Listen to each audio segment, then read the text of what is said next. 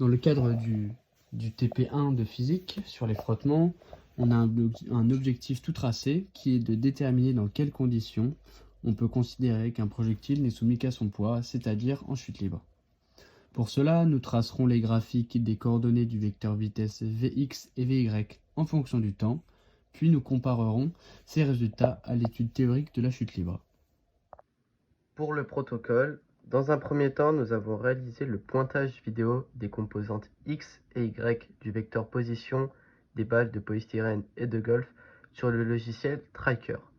Puis, nous avons exporté ces données sur Regressi afin de créer une nouvelle colonne correspondant aux composantes X et Y du vecteur vitesse obtenues en faisant leur dérivée par rapport à la dérivée temporelle, ce qui nous a permis ensuite de tracer le graphique des deux composantes du vecteur vitesse et d'en analyser les résultats. Ainsi, sur ce graphique de la balle de golf, on peut voir que la composante Vy diminue au cours du mouvement sous l'action du poids, ce qui se produirait même en l'absence de frottement. Elle ne permet donc pas de conclure. En revanche, on observe que la composante Vx reste constante, ce qui montre qu'aucune force horizontale ne s'exerce sur la balle et donc que les frottements de l'air sont négligeables.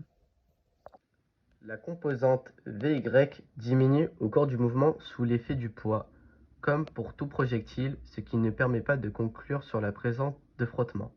En revanche, on observe cette fois que la composante Vx n'est plus constante mais décroît légèrement.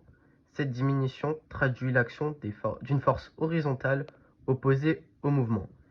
Il s'agit des forces de frottement de l'air, d'après la seconde loi Newton.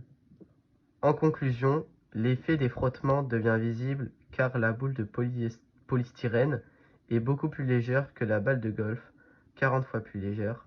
Sa faible masse ainsi la rend plus sensible à la résistance de l'air.